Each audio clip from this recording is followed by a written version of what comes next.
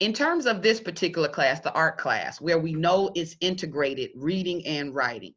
So you will look at the time and you'll think, oh, it's a 2-hour and 40-minute class. Well, I have time, I can just kind of, I can just kind of get there, when I get there. But with it being this breakdown of these two major classes, reading and writing, we do kind of break the class up where we will focus on reading, we'll focus on writing. So coming late means you will miss some pertinent information. So I like that goal, MJ, of, working to be here on time. And I know it gets hard. I won't, I sympathize with you guys with that. 9:30, just like you, I've kind of gotten in the habit since we're at home of, waking up on my own little schedule. So this will take some getting used to, but you guys really have been doing well with being here and showing up on time. Good. All right, what else do we have here? Come to you if you need help. Try to set appointments with tutors, especially with papers. I like that, Sam. So again, that's that metacognition, knowing ahead of time that when it comes to papers, you may kind of need that extra support, getting the tutor or your instructor in helping you with invention strategies, get started, help you kind of keep a close eye on your paper in terms of format or structure, which we're going to learn a lot more about that. But good, I like that whole mindset that, you're being aware that if you need the help, that is there and that is up to you to seek it out. Good, I like that. What else did you guys want to throw in? And we can kind of move on past this, but any other student practices listed that anyone wanted to share? All right, that's okay. All right, something else I wanted to ask you guys about too. Having the mindset to like be on the computer, like, and to manage your time during the day. Yeah, I feel you on that, especially with this. Yeah, it's almost like already we're battling the fatigue of just being in the house, right? And being at home presents its own different levels of distractions. I know for me, my entire family is home, so it's constantly sometimes either somebody asking for something or needing help. And next week, I believe Tuesday, when school starts for my oldest son, I will have to somehow manage to man my classes and help and assist him with his. So I do understand the having to engage and lock in for, what is it, 2 hours and 30 minutes, right? That's the time of the class. So it'll get easier. Hopefully, I try to work in some kind of entertainment. I try to work in ways that it can be more manageable for you. But if you find yourself struggling with that, definitely let me know. Sidebar, we can talk about it. And sometimes if you guys need a mental health day, if you need a day just to kind of, collect your thoughts, kind of catch up, that's okay too. We do record the class meetings. So, just knowing yourself, knowing what you can manage when you feel that it's getting to be too much. If you need to get up and stretch your legs while we're talking in class, if you need to walk away to get something, to drink or snacks, right? Because this 2-hour class, I'm a snacker. Feel free to do what you need, to help you maintain that focus. So I totally understand that. What else? Communicate and ask questions. Yes, Aisha, I like that. And as you guys are coming into college, that is one thing that, especially when I was a freshman, I kind of looked at asking for help as being a problem. So I would spend a lot of times spinning my wheels trying to figure things out on my own, maybe asking friends or peers, getting misinformation. That's normally what happens sometimes. But once I started, going to the instructor, sitting with them, asking questions, maybe there was a concept that was introduced in class that the instructor went too fast on, and I just need a little bit more clarification. I noticed me taking that opportunity to go and seek out that help to communicate that to the instructor, it really built the rapport between me and the instructor. Like it really helped to build those relationships as well. It was almost as though I had an ally who now after that, now that we've gained that relationship, now they're checking for me. Okay, did you get that? Did you make sure you have everything? So communicating, and it's if you're not used to it, it will take some practice and some time, but I do encourage you guys to do that. All right.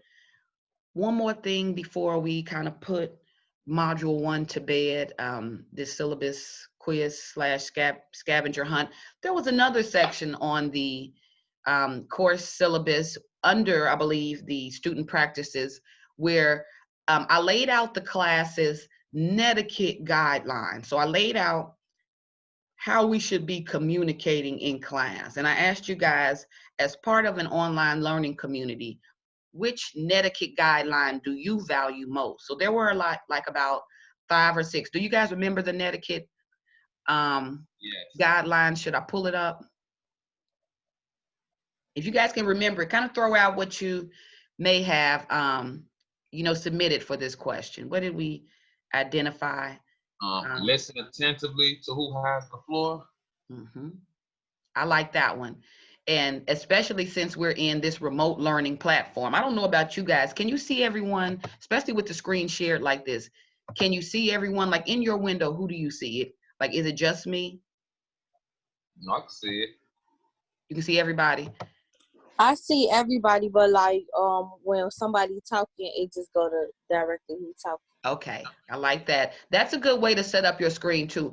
Mine is mainly the grid. So since I'm sharing my screen, it's kind of collapsing that, so I'm not seeing everybody. So I think I'm going to change it to where when someone speaks, so that way they'll come up on my screen. But sometimes in remote learning, we can feel isolated a little bit, and knowing what I know about the courage it takes for a student to speak up in class, to help eliminate the anxiety that even surrounds that, like we do want to make sure that we listen attentively to whoever has the floor, right? Making sure we don't interrupt. But sometimes I do know that gets a little bit hard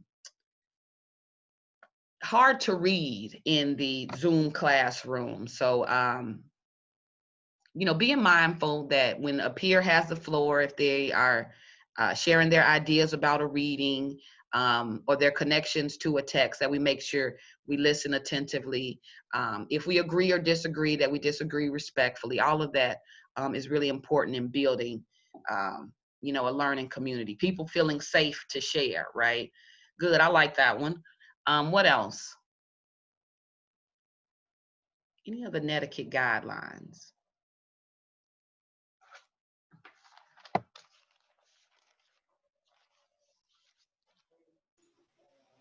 Think before you type. I like that, Brandon. Think before you type. And when it comes to discussion board assignments, because we'll have a lot more discussion board assignments, which really utilizes this group setting, right? So as a group, a learning community, I may ask you guys, what do you think about this particular topic or this particular text? And you want to respond as though you are in a college classroom. So you don't want to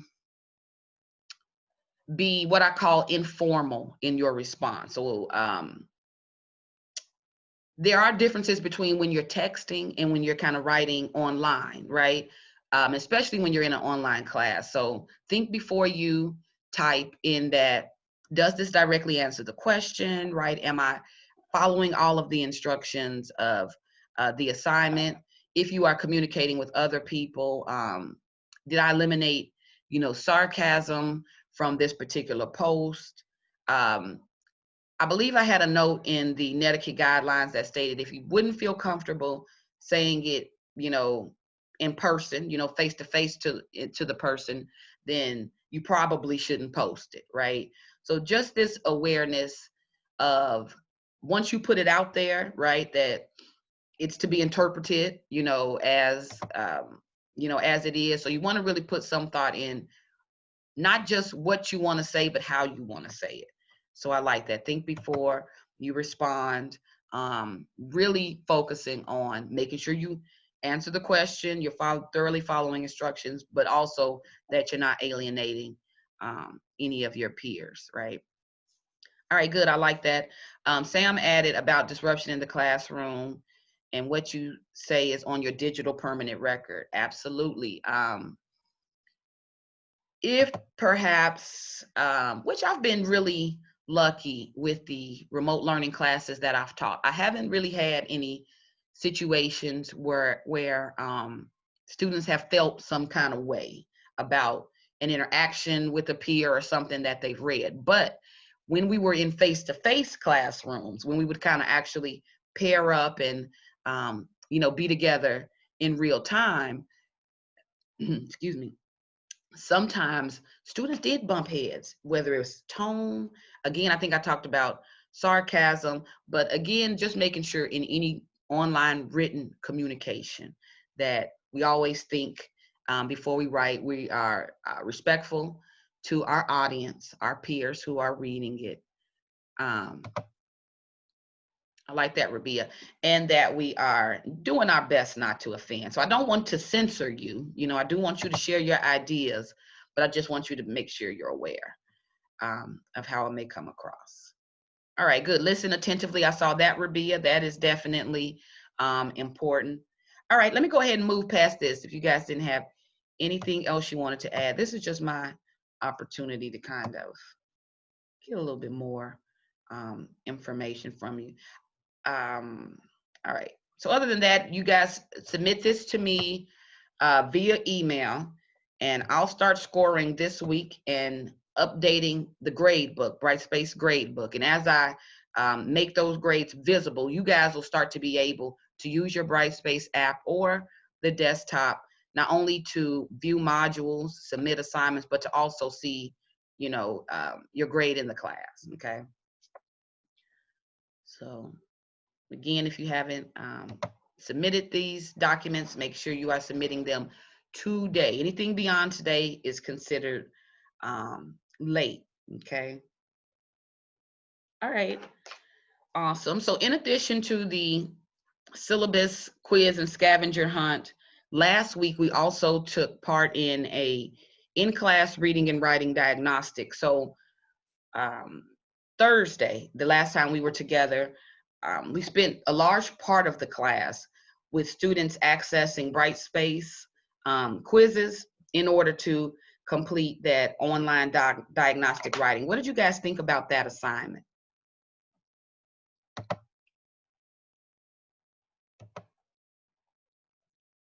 What do we think about that in-class writing diagnostic, you guys? Was it difficult?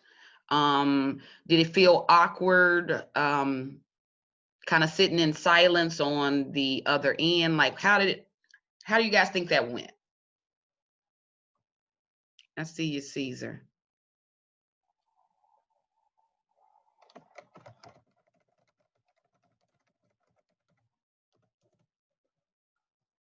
All right, so I'll read Caesar. Caesar said he felt that it was, just a tad bit hard, and I was worried about that, especially in the fact that we're kind of just learning our way, feeling our way around the class. So the good news is you guys got them all submitted. So I have been able to start to review your submissions. And I want to talk to you guys about that.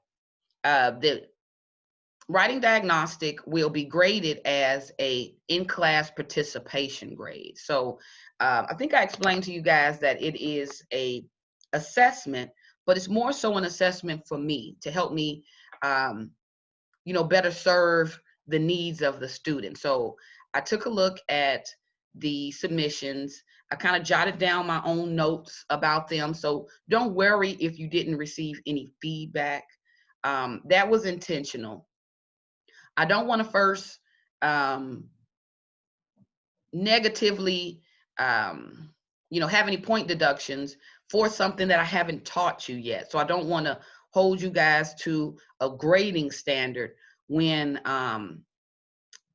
those guidelines hadn't been laid out for you ahead of time. So it was strictly just writing to see what skills you guys had coming into the class. So I assessed your writing. Few things that I was looking for specifically. I was looking to make sure that what you submitted was multi-paragraph. So I was looking to see, how does the student interpret an essay? Since you're being asked to write a multi-paragraph essay, your writing sample, I'm viewing it as this is what they consider an essay. So I was looking at it more so like that. I was looking at also to see if the student correctly identified Jason Oda's main idea. Let me pull up the assignment sheet just so you guys can kind of see, so I can remind you of what we did on Wednesday. Give me 1 second. Anytime I have Zoom running, it makes everything else in the background run really small. So, run really slow.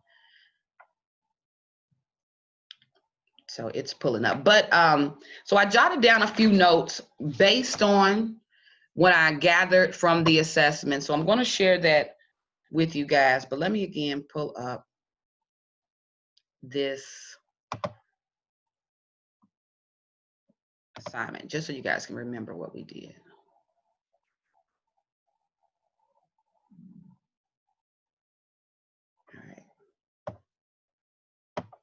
All right, let me share my screen.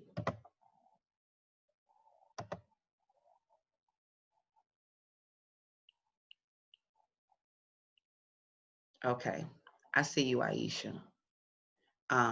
We'll talk about that. So give me 1 second. Let me share the screen. All right.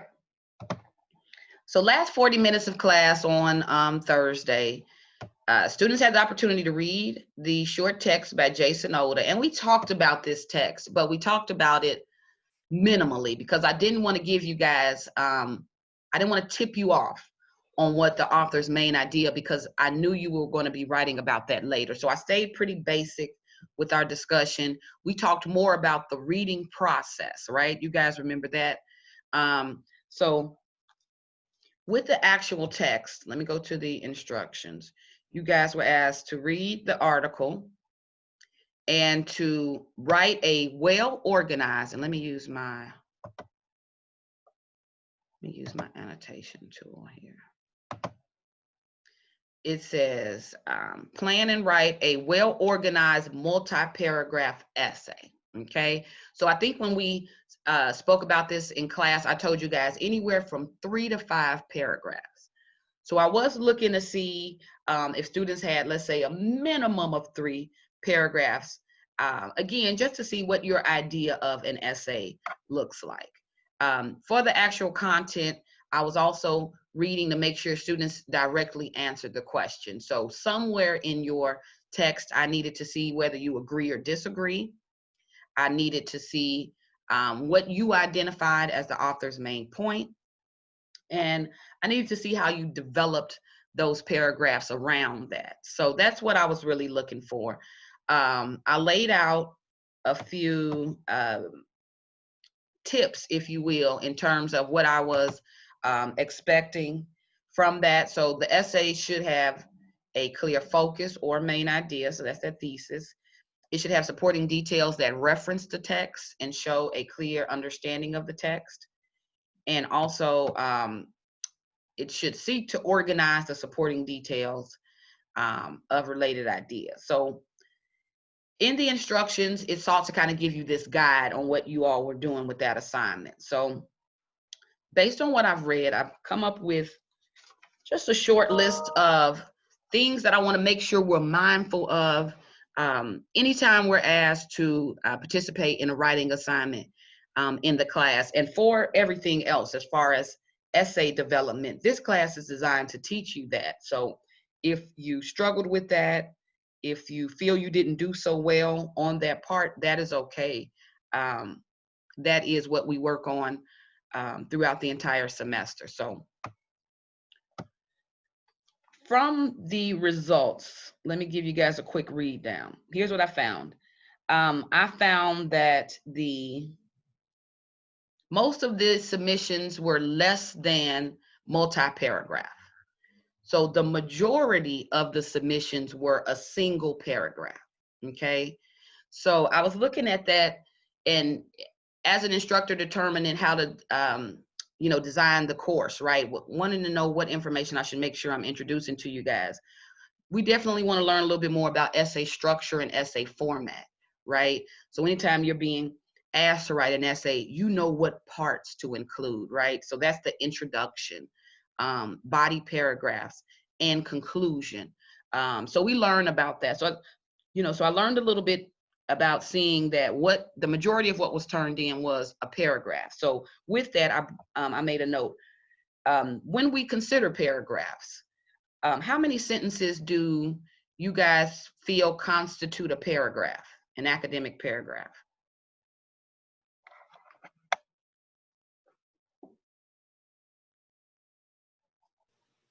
Look, don't be scared. How many, just based on, your previous experience, how many paragraphs normally do you feel make up how many sentences do you feel make up a paragraph? I see 5, in general, 4 4 or to 5. 5. 5 to 7. I heard 5 to 7. Okay, good. All right, good. I definitely believe 5 would be a minimum. So 5 to 7 sounds good, 5 to 8. And the reason why I'm saying that's where I want us to end is because for a paragraph to be well developed, then it must include the necessary information. So just like we know that our essays have these required parts, right? The academic essay must have a introduction. It must have body paragraph that support and develop the author's main idea. And it must have conclusion, just like we know, or we will learn more about the required parts of the academic essay. I want you guys to use that same format when you think of the academic paragraph. So 5 to 7 sentences are important because you'll need a sentence for your topic sentence. So normally your topic sentence makes a point about your thesis. So you normally have that topic sentence.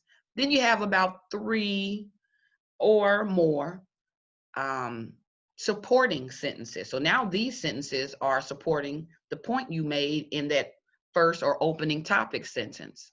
From there, every paragraph also includes a concluding sentence. So if you know how to write a paragraph, then you are equipped to write an essay. In that, really all it is a making sure we include the parts. Look, I call it the recipe. It is, here's what I need in order to produce it. So again, even though in some cases we didn't submit an essay, I was reading the paragraph for that same information. Do they have that main idea that identifies whether they agree or disagree? Did they identify with what it is that they're agreeing or disagreeing with, the author's main idea? And did they include details in their sentence? Some, I was really looking for any that pointed back to the text. So any examples or mention of the text. But I did notice some of you included personal experience. So as you were reading the text, you connected with the text or related the text back to your own personal experience. And that is really useful for supporting details or, developing information in your writing. So I did see where students were including those details. And also I was looking to make sure that the details were relevant, that they weren't just random ideas, but making sure that it really followed the train of thought of your main point. So with paragraphs, just moving forward, again, if you feel more comfortable writing a paragraph for now, just start to consider the parts of your paragraph, right? Do I have a clear topic sentence? Do I have sentences that support and develop that? And do I include a concluding sentence? So if we operate with that in mind, then we're definitely, we'll definitely be able to construct our own essays. But if we are going to utilize, let's say, a paragraph or 2, and we want to kind of, I won't say pass it off as an essay, but we're looking to answer a particular question, you want to be as thorough as possible. So with those paragraphs moving forward, as a class, let's agree that paragraph on a basic level is 5 to 7 sentences, okay? So once we get into our writing assignments, and we have that in a couple more weeks, but once we get into our major writing assignments and you guys are writing your body paragraph, just be mindful that if I'm writing a paragraph, it needs to be at least 5 to 7 sentences, okay? So I'll just make a note. That's what we came up with. All right. But I did notice as you guys were, as I was reading your entries, because this is a reading and writing diagnostic, I wanted to know, how did the student read the text, not just what or how you write. So I did notice that there were some misidentifications of Jason Oda's main idea. So where it's asking, do you agree or disagree with the author's main point? I would see where some students would say, yes, I agree, or no, I disagree. But then when laying out what they agree or disagree with, they were missing the mark. That wasn't necessarily the author's main point. So I did want to highlight that. The number of students who identified the main idea correctly is in the minority. So the majority of us in some way misidentified the author's main idea. So I want to talk about that too before we kind of move on from this, to clear up any confusion. But what I'm learning is we definitely want to make sure that when we read, we are incorporating those pre-reading strategies that we talked about. Remember, previewing, making inferences, drawing conclusions. We definitely want to use the title, the type of text.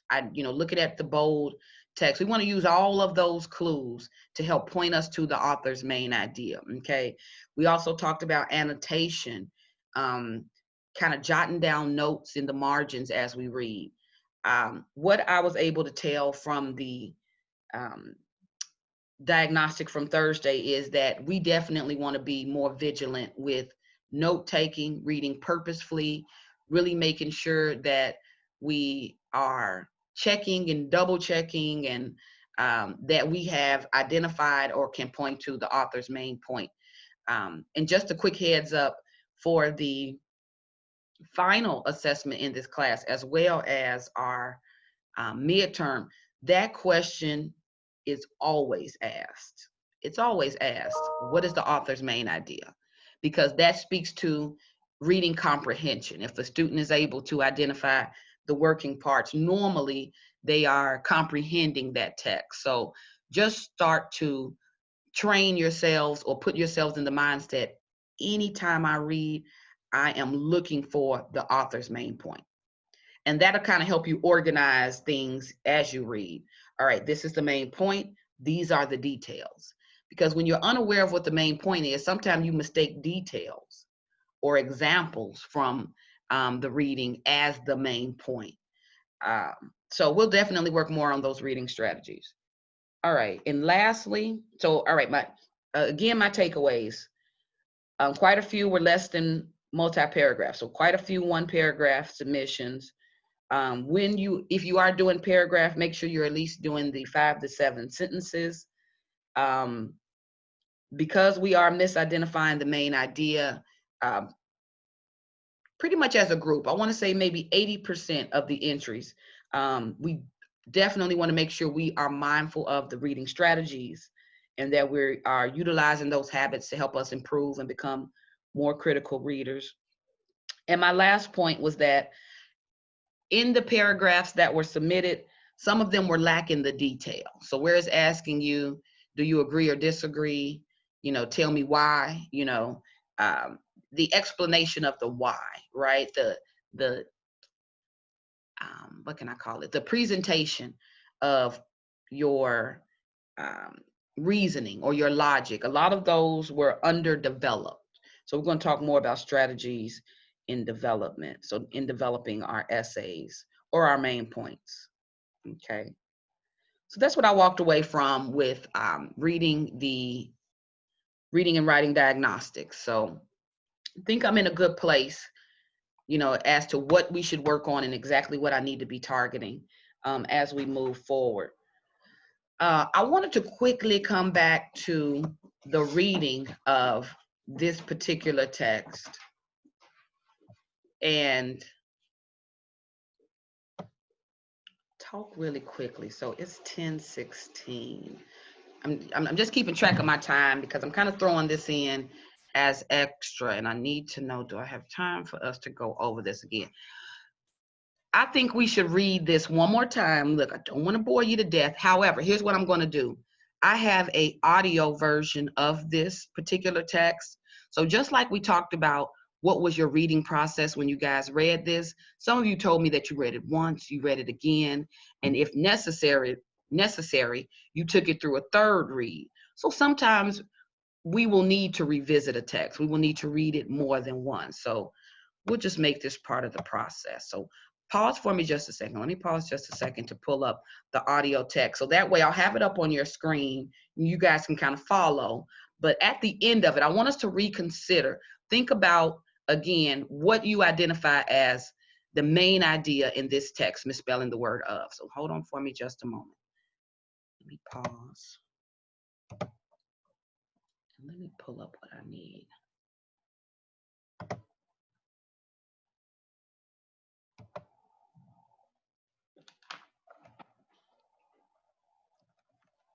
Yeah, I have it as one of my bookmarks.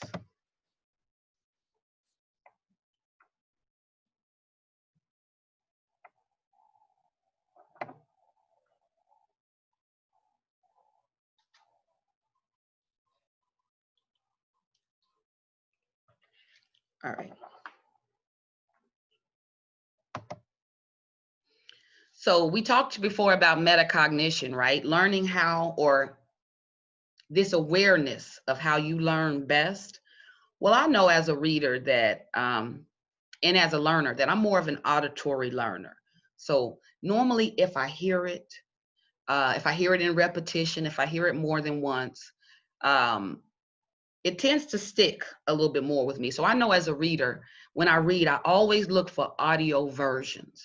So if you know that, you know, maybe let's say, for instance, maybe English is your second language, maybe you're not always sure about the pronunciation of a particular word, I definitely encourage you to think of that, you know, other medium, right? So in addition to you reading the text, you know, whether it's a digital text or the concrete text, you look at other ways of you getting the information. So a tool for me a lot of times is an audio version. So I'll always Google it or look for it. So if you know that that's something that you may benefit from, when we have reading assignments, not only are we reading it and taking it through the process, but also adopt your own process of not only do I read it and annotate it, but also listen to it, you know? So anywhere where I can throw in audio versions, I'll always, you know, throw those in for us as well if I can find them. All right, I digress. Let me play the audio, but let me make sure that I am showing you guys the text. So I'm going to pull the text up here.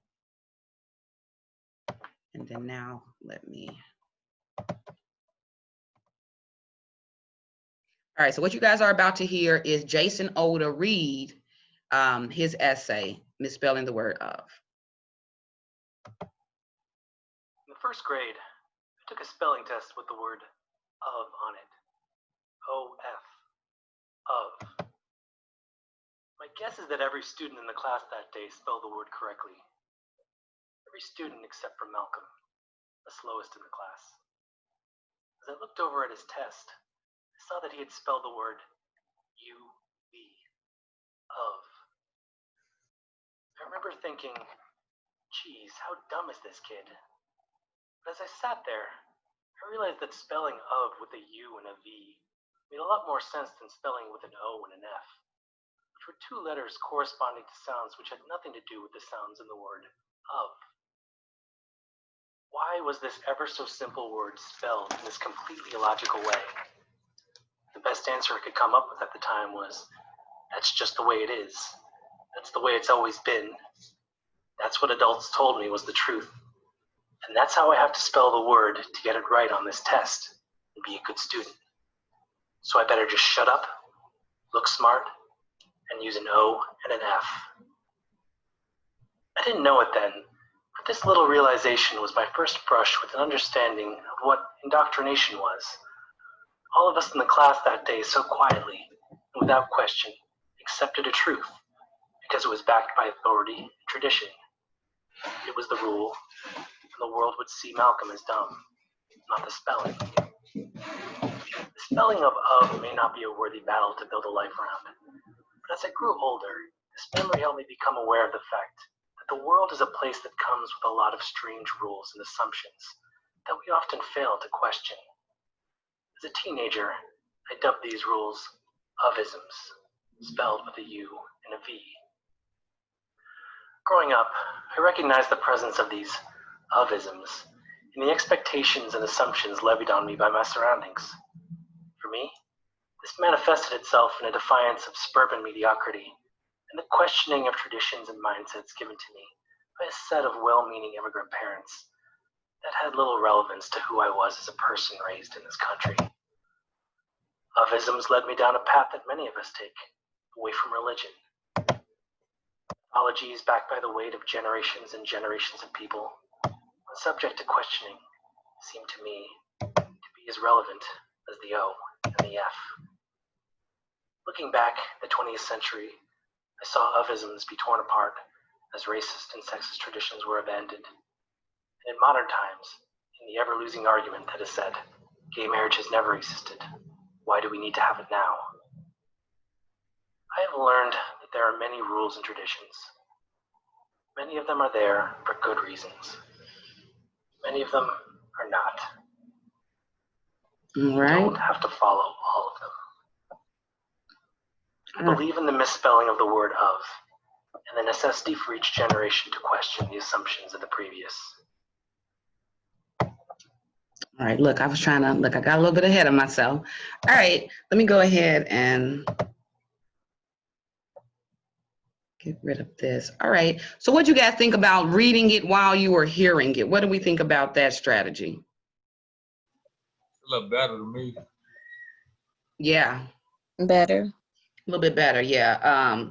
Where I can find them, I'll throw them in. I'll start to add them as sub-modules inside the module. So anytime I can find documents, especially if I know it can help, I'll throw in the audio along with the actual text, because the way sometimes I learn to pronounce words or to kind of slow down and hear, instead of just my speed reading that I do sometimes, is to stop with, and pause and listen to it. So now that we took it through that particular reading, let me pull it back up on the screen. Got away from it too quick. Now, if we were asked the question, just that review, what do we think, just based on the reading, what do we think is Jason Oda's main idea? He kind of took us through this narrative. Why? What was he attempting to tell us? All right. And don't worry, you guys, we're kind of talking this out, so it's okay if you get it wrong. It's okay if you take a guess or a stab at it. That's perfectly okay. We're learning.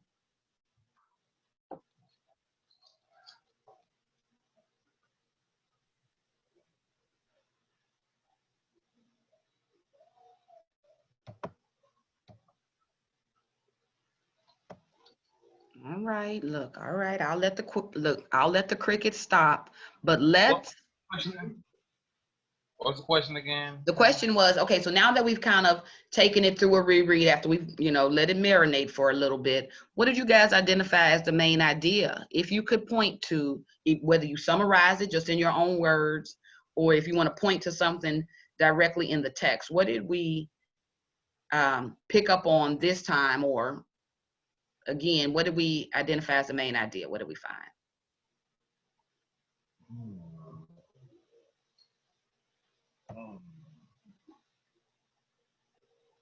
And it's okay. Look, I know it's a little early. Look, I haven't had my coffee either, but the word is more than he expected, I guess. You something. said that the word was more than he expected? Yeah, later on in life, meaning like as he got older, he looked up more about the word and found out more details of it. Yeah, and we talked about this after we had the reading assignment last week, and I remember students telling me that it's not that it was a hard read, it was that it was kind of hard to determine where he was taking us in this read. I think I remember you guys telling me that you struggled. Yeah, I think I remember that. So we'll talk about that. Let me see. Stephen just dropped that instead of thinking on the error on ideas placed on us, we think about the errors of others and get judged by it. I like that. Again, you're using the verb think on, and he's definitely telling us to, or he's prompting us to question the way we think, right? So I like that you identified thinking in your response, because he really is attempting to target how we think, right? Yeah, I like that too, Samantha. But here's how I would tell you guys to approach it. So we look at title. We know that one of the reading strategies is previewing the title. So we look at this misspelling the word of, and I would assume that misspelling the word of has to have some type of value. There's something he's trying to tell me through this experience of misspelling the word of. So it's not so much the misspelling itself. So it's not so much that Malcolm, who he identified as the slowest in the class, it's not so much that he misspelled the word of, it's what Jason learned by witnessing that, right? So he opens up, hold on, let me see, I got a chat. All right, MJ says she felt that it was a deeper meaning to the word because the way that they were raised had to be different since they spelled it differently. Then as he got older, he sees how differently the world has gone from straight. Yeah, so he's using this. I see that, MJ. He's using this example of one of his earliest learning experiences, right? So he opens up with this background of an experience he had in first grade. And through this experience, it taught him something, right? And he said, here's what he learned. He learned that that's just the way it is. That's the way it's always been. That's what adults told me was the truth. And that's how I have to spell the word to get it right on this test and be a good student. So I better just shut up, look smart, and use an O and an F. Then he went on to say, I didn't know it then, but this little realization was my first brush with an understanding of what indoctrination was. So you guys see that, what is that? 1, 2, 3. In this fourth paragraph here, he begins to switch lanes. So first he opens up with, as audience members, the way an essay normally is designed, it's designed for you to open up with some type of introduction, some type of attention grabber or intro that puts the topic in perspective. So when we learn more about essay writing, you guys will know that structure front and back, and it'll help you to use that structure when you read. So we would know that what Jason Oda is saying in these first 3 paragraphs, he's really just setting the scene. He's setting you up for what he's about to talk about. But his main points doesn't lie in this example about Malcolm misspelling the word of. He only uses this detail to prepare the audience for what he plans to talk about. So, and we see that he walked us through it. So it first began in first grade. He's letting us know, when did this awareness come that the world is full with all these rules and assumptions and beliefs, right? That you kind of just do what adults tell you to do, look smart and shut up. Well, he's letting us know that this realization came to him after this particular experience. So he lays it out almost in an introduction form. This is laying the groundwork for us. But a lot of times when we're beginning readers, if we don't know how to read the text or how to navigate through the text, we'll take every detail that an author gives and we'll, kind of rest our main point on it. But sometimes we have to learn to decipher, is this a detail or is this a key point, right? So a lot of what he's talking about in paragraph 2, these are details. But when he gets to this key point, he starts off with, this little realization was my first brush with an understanding of what indoctrination was. Did anybody in your reading look up the word indoctrination? Yeah. Anybody? I heard yes. Good, because Okay. No, I was gonna say it. I thought you wanted me to say it. Go ahead, Brandon. Tell me. It was just someone teaching someone to accept a set of beliefs without questioning them. Yes. And let me tell you how important that word is for the student to understand the entire essay. If you glanced over or just breezed over that word indoctrination, you missed the setup for his main point. He uses that word to set up his main point. Indoctrination is kind of just what Brandon said, all of the beliefs, systems, traditions that our parents or adults or people in authority, place upon us. That's indoctrination. A lot of times, society can be indoctrinated with religion, right? I told you guys, I think I told you, I have another class too, and I sometimes tell the same stories, but I grew up in Tulsa, Oklahoma, and it is considered the Bible Belt. Our laws in Tulsa, Oklahoma, a lot of it was influenced by the Bible. So, for instance, liquor stores are closed on Sunday.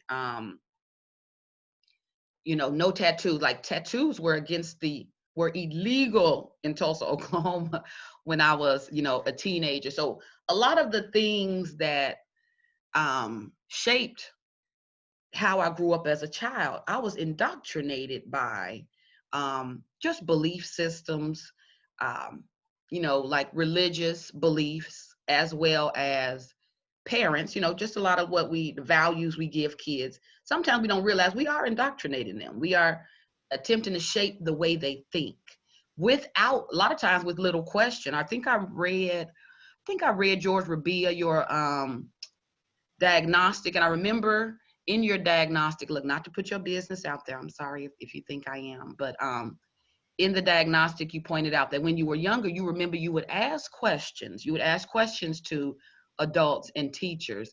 And a lot of times they would just kind of brush it off or treat it as though you were asking silly or stupid questions.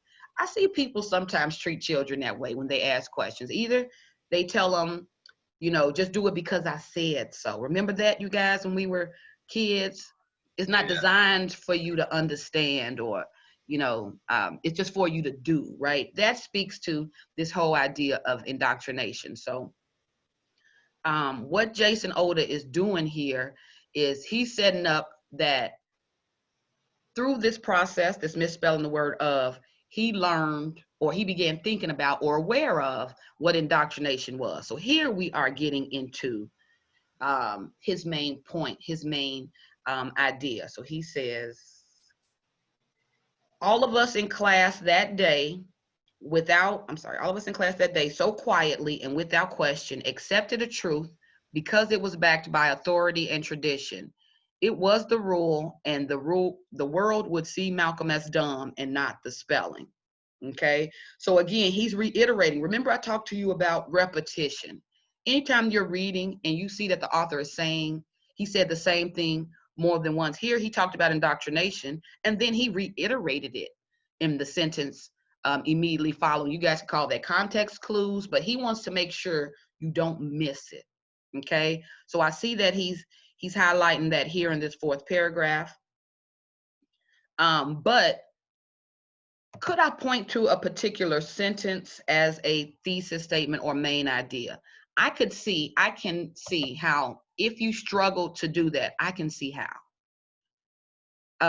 I wouldn't necessarily say that there's an easily identifiable thesis, but I do have one that I'm going to show you guys in just a minute that I think can work. But normally, since we write essays, we like to think that the main idea is pretty early in the essay. Do you guys agree with that?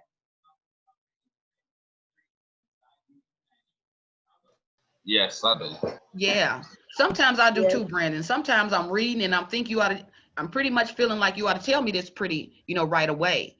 But as we encounter more text in this class, you guys will see sometimes authors, just like me, we get a little bit long-winded. So sometimes they may front load you with a lot of background information before they give you their main point. So sometimes you have to really read investigatively, right? You're looking for the main point. So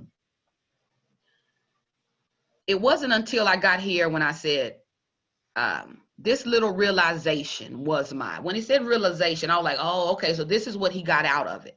So just kind of, again, we'll get more practice with this, but looking at those clues. All right. So now that we know he's talking about this whole idea, challenging this whole idea of indoctrination, right?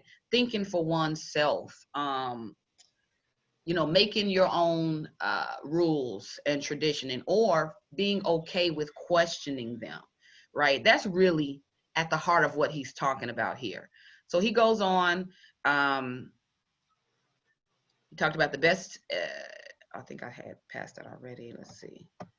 Something else. He gave these particular indoctrinations a term, right? And that's what ovisms came from. So he said, as a teenager, I dubbed these rules ovisms. You guys see how he's back talking about these rules. He's back talking about indoctrination. So we see it again and again and again. However, if we just read over indoctrination like a speed bump, if we did not look it up or attempt to investigate what it meant, we in turn missed, pertinent information in this text. So we see that. Then we see once he brings up ovisms, it carries on in every paragraph until the end, right? That again, that repetition, how he's kind of drawing the line through it, that lets you know this is one of the main ideas or main points. So he said, the spelling of may not be a worthy battle to build a life around, but as I grew older, this memory helped me become aware of the fact that this world is a place that comes with a lot of strange rules and assumptions that we often fail to question. As a teenager, I dubbed these rules ovism. So again, he's setting up the point that he's making. So now that he was aware, they took that incident when he was in first grade to get him thinking about, why was UV wrong? Why was spelling of that way considered dumb? Just because people tell us that, right? So once he kind of came up with that awareness, even as a teenager, he started making note of what he considered strange rules and assumptions that somebody else, that authority figures are imposing on others. And he is conscious enough at this point to, give them a name, but he's recognizing it, these ovisms. So now he's giving us examples of what these ovisms may look like. So he talked about growing up in in the suburbs, questioning traditions and mindsets of his well-meaning immigrant parents, talking about how, yes, those rules and traditions may have made sense where you grew up, but now as a child of an immigrant, as a, first generation, American, well, it will be different for him. He would have different experiences. So he's given examples of when he's noticing these rules or traditions or belief systems that he's, he doesn't have to necessarily accept. He talks another about ovisms being found in religion, right? Mythologies backed by the weight of generations and generations of people just telling you what to do, right? And then he lastly talked about ovisms, these rules and traditions in terms of racist and sexist traditions. So once we broke down through the parts of the story, so first he operates as an intro. He's introducing us to his main point. We get it here, and then from there, he breaks it down with body paragraphs that support and develop his idea that we ought to be, you know, questioning these ovisms. So then he kind of breaks down with more detail. So it does follow the characteristics of an essay. But again, formatting will change as we encounter different authors. But I want you guys to see something. Towards the end, now we know that when we read, a part of reading is previewing. So we look at the title. Sometimes we read the first paragraph and we read the second paragraph. Look what happens when we get to the end. Let me show you guys this. Look here. I have learned. See, now we're coming to the culmination of, you said all of that to say what, right? Conclusions, which are always towards the end of an essay or article. Conclusions' job is to always reiterate, which means to repeat, restate the main idea. So if you struggled to find the main idea throughout the entire text, go to the bottom or the last few paragraphs and read that, because look what you see here. I have learned that there are many rules and traditions.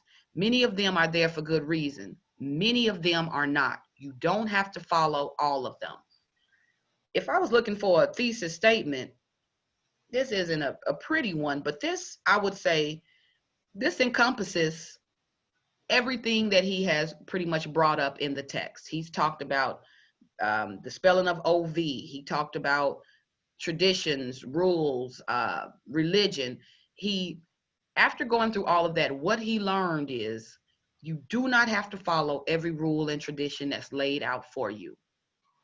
It's okay to question them. It's okay to reconsider them. So this is, again, that reiteration that shows up in the summary. We have a glimpse of his main idea, right? And I think someone on their Diagnostics, someone quoted this specifically. So I did notice that even though most of us missed the mark only slightly. So again, I'm not, in me saying that, it's not to indict. It's just simply to say, you know, just an awareness. We need to be aware of what we want to, you know, look for. It says here, look at the bottom, you guys. I believe in the misspelling of the word of and the necessity for each generation to question the assumptions of the previous. Again, so he went paragraph to paragraph, again, reiterating that main idea. So again, if you guys felt that this was a read that was hard for you to really pinpoint the main idea, couple tips: read first paragraph, read concluding paragraph. Normally, the main idea is always summarized towards the end of the text, okay? So that's some tips that we'll definitely get more practice with. All right. I took a little bit more time with that than I wanted to, but I think that was pretty useful discussion. Yeah, good. So you guys feel that in viewing it the second time, we saw some things we missed that first time, right? Uh-huh. So that too speaks to the importance of, sometimes we have to take it through a reread. Sometimes that first read is just enough to kind of get us comfortable with it. But from there, now we need to read it again to kind of pick, you know, those main parts out. So we'll get more practice with that. But definitely, one thing I learned, we will need to utilize the step of annotation, whether you are actively annotating within your text or whether you have just a notebook where I just take notes as I read. Sometimes I'll write paragraph 1 and I'll kind of identify my notes that way. So come up with a plan. Sometimes I'll ask you guys after you read, you know, send me your notes, send me your annotations. I want to see how you guys read it. I want to see how you interacted or engaged in a text. So always practice it, because it normally is a part of the reading assignment, okay? All right, let me move on. All right, let me introduce you guys to module 2, because I have gone in and posted our next weekly module.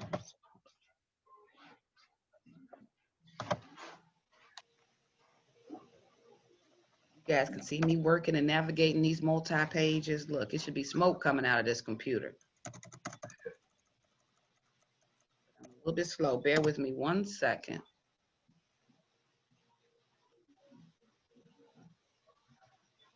I somehow closed out of it.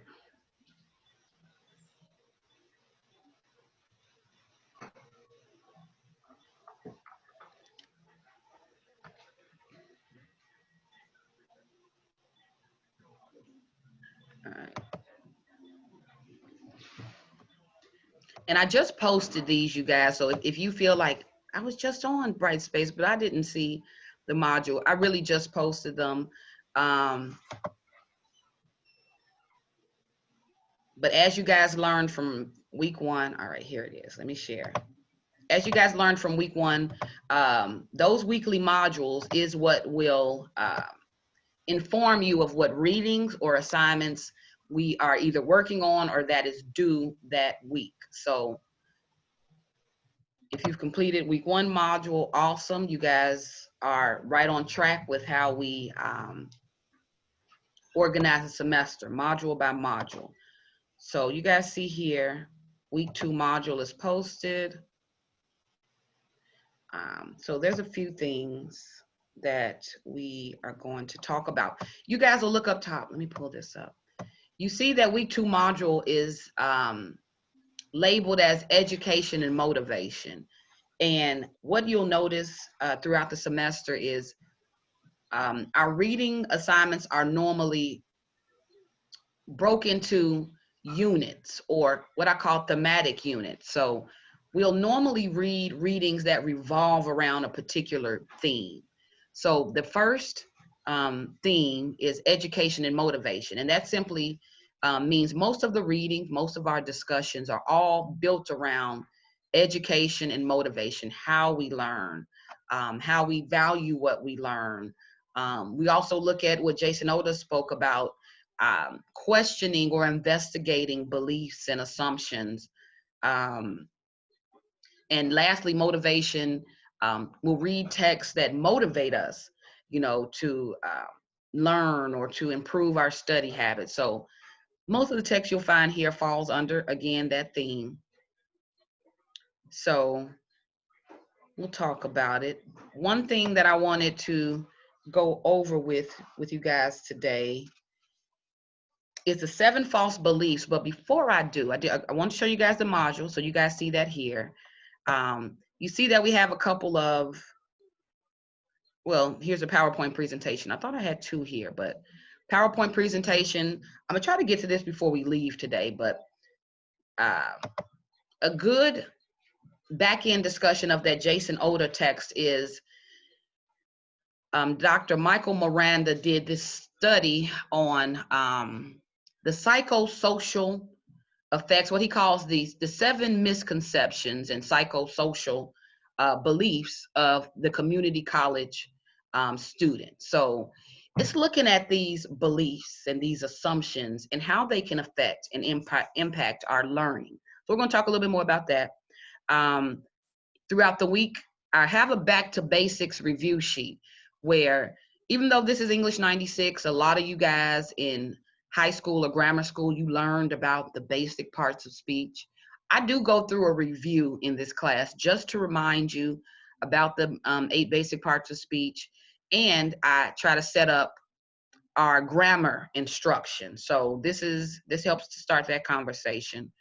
And then we read a couple more articles as well as work on summary skills for the class. So you guys get a chance, kind of peek around in there. Because it's mostly, I'm sorry, go ahead. I'll review like the week 2 module and like the summary rubric. Is that like a assignment kind of?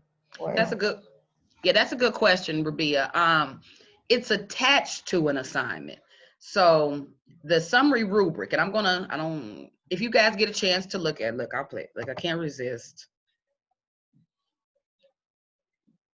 A big part of reading comprehension is not only being able to comprehend what you read, but also being able to talk about it, summarize it. So we're going to talk more about what the guidelines is for this class for summary writing. So I included a rubric to introduce you guys to those guidelines, but we're really going to talk more about this on Thursday. So this is more attached to an assignment that we're going to do, Rabia, not so much an assignment itself. So I'll give some instruction with this, don't worry.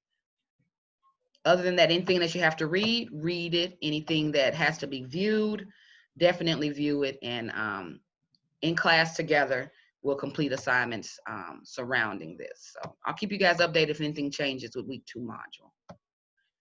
All right, let me move on really quickly. Oh, before we go to the PowerPoint presentation, in Thursday's class, we took a reading and writing survey. Do you guys remember that survey? I've kind of dropped a link in chat and you guys went. Yeah. Yeah. All right. Let me pull that up because I wanted to talk about your results. We didn't get a chance. We kind of ran out of time that day, so we didn't fully get a chance to talk about the findings of the reading and writing survey. But where we just talked about beliefs and assumptions, the survey was questioning your beliefs and your assumptions about reading and writing. So I want to explore that a tad bit further. So I'm gonna go through this quickly. All right, hold on. It's here.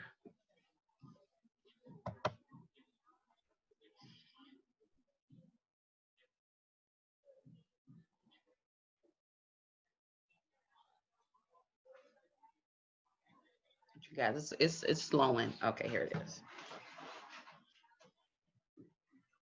Got a couple of emails. I got to peek at my email. Okay, MJ, I see you. I have you. Emmeline, Giselle, whatever you guys sent me, I do have it. Looks like the scavenger hunt.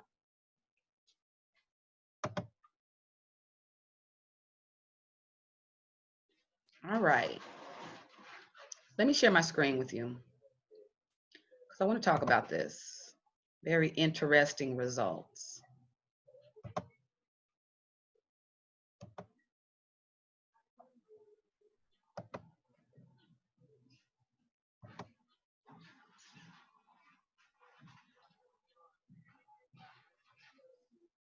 So a lot of time to complete, oh snap, let me go to the responses. A lot of time to complete in-class assignments. I'll give you guys a link. I'll drop a link in chat and it'll take you to either an assignment, maybe another reading. So sometimes in-class assignments may not show up on the weekly module because some things are just, in-class participation, but I'll do my best to try to keep that updated. All right, so let's look at this and let me remind you guys of a few of the questions that you answered. So I think there were like about 15 questions, so we can get through this quick. And again, it's asking questions, really assessing how you view reading and writing. Is that view positive or is it negative? What do you think about writing, right? So I'm again, just filling out your beliefs you hold. So where we're looking at question number 1, reading and writing are both solitary activities. You guys can kind of see from the responses that 77% of students agree that reading and writing are both solitary activities. So when you read alone. When you write alone. That's what solitary activities mean. This really would be up to the individual's preference is what I'll say. I do know people who write in writing groups. Actually at Malcolm X last semester, we had a creative writing group where students would come together and we would kind of meet in groups and we would, work on our writing, share out, get feedback and comments on the writing. So I think with this, it depends. Some people, depending on your skill set, you guys can multitask. Now, because I know myself and I know Sometimes I struggle with staying focused and, getting distracted. For me, reading and writing works better when I kind of find a quiet spot and place and can get it done. So I see that you guys, for the most part, agree. But if you disagree, because I see I have about 15% of students who said no, that's okay too. Whatever works for you. But if you do notice you're one of those reading and writing, you prefer solitude, get a place, get a regular place. Even if you have to, carve it out in your home. I used to, back in college, undergrad, library. I had my son at the earlier parts in grad school, so I knew at home, I heard mama 100 times. I wasn't able to get a lot of work done. So I knew the only place I could get work done was to find a quiet spot and kind of hunker down and do it. So you guys know that solitude is what you need in order to kind of get these things done. Carve out a space and time to get that done. All right, reading is a passive activity. Did anyone look up passive? Do we know what it means when it says reading is a passive activity? Somebody help me out.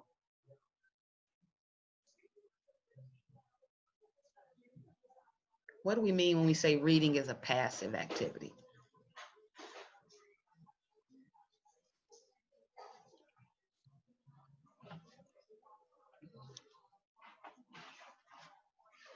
Look, I would dip out of this page and look it up just to give you guys the official meaning, but I'll jump in. With passive activity means you do not need to focus fully. So in saying that reading is a passive activity, it means that I can do it and do other things at the same time. I don't really have to be fully engaged, okay? So when you guys said that you agree that reading is a passive activity, and that was 54%, I'm concluding one or two things. Either we do think that we can read and kind of multitask or do other things, or we perhaps maybe didn't fully understand what passive activity meant. But again, if that's the case, and I'm just assuming, I could be wrong, but if that is the case, you guys always, again, do not take a vocabulary word for granted. If you come across a word and you just feel like, I'm not sure if I know what this means, let me double check. Pull out your dictionary app and double check, because knowing the meaning of words will sometimes make the difference in how you respond, okay? So reading is a passive activity. I will say it is not. Reading is definitely not a passive activity. If you've ever read, have you ever tried to read in front of the TV, you guys? Yes. I have. And it is, it's futile. Look, that's another vocabulary word. It is, there is no point to it, because one or two things are happening. I'm either half picking up what I'm reading or I'm half picking up what I'm watching, but I'm unable to fully engage in them both. So a lot of times when I try to read, because sometimes I try to read and try to catch up on a show. Look, I won't even tell you guys. Sometimes I'll try to read and catch up on a show, and I'll find myself with my DVR constantly rewinding, because as I looked down to read, I missed something. Or if I looked up to watch, I missed something in reading. So reading is definitely not a passive activity. It's an active activity. You have to be engaged. You normally, the types of readers I'm attempting to pass out of my class as you guys go on to the 101 class, I hope to pass out readers who always read with pen in hand. You're always annotating, marking, note-taking, attempting to seek out the main idea. So 4-2, it's interesting to see what you guys think, but I do agree that reading is not a passive activity. What about 3? Reading a book, article, or text should be a conversation between the author and the reader. Now, look, whoever done went in here and clicked unsure on everything, look, I see I got one unsure on everything. I'm low-key rolling my eyes on that. But should a text be a conversation between the author and reader? 77% of students said yes, it should. And that's how we should approach our own, reading efforts. I'm looking at the text, I'm looking at who wrote it. I'm looking at title. What are they trying to tell me? I'm jotting down notes in the margin as I'm reading, whether I'm agreeing or disagreeing or making connection. So it is that you are engaged. You are actively engaging in conversation between the information you are encountering. So the author and the reader. Good. A text has only one correct interpretation. Oh, look at this pie chart. So 85% of students disagree, and I'm so happy. That is an overwhelming majority. A text is really interpretation. A lot of times is up to the audience. Now, the author can do his best to inform that interpretation, right, by laying out the main idea and details. If it's an argument essay to persuade or convince you, if it's a narrative to tell a story, but there isn't always only one correct interpretation, because as audience members, we bring different things to the table. So as you read it, based on your experiences, you may connect or relate to a text one way, whereas I, with my background of experience, when I read a text, I may relate to it or connect to it another way. So what's always interesting is students coming together and us talking about what we got out of a reading, because I learn from my students just as much as you guys learn from me. Through your interpretation, I learn to look at a text differently. So in hearing a student tell me what you got out of a text, I'm able to say, you know what, I didn't really view it or look at it that way, but I can see that, I can notice that. So it really opens up your reading when we kind of come in contact with these different interpretations. So don't feel bad if you've read a text and you feel like, well, I got something completely different out of it. Okay, that's fine. Tell me what you got out of it, and we can kind of talk out those interpretations. That they're always useful in a learning opportunity. All right, look at number 5. We just talked about this. Is reading something once enough? And everybody, this is overwhelming 100%. We all agree that it is not enough. And we just saw that with that Jason Oda text again, right? We read it once, but as we took it through a close reread, we noticed that there were some elements that we may have missed. Maybe you guys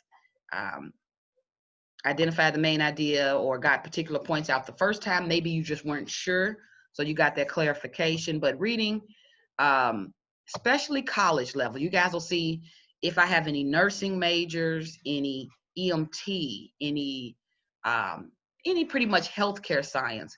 When you guys get into your major, like I've seen the textbooks, right? The reading is dense. And sometimes your nursing instructor can tell you read chapters 5 through 13.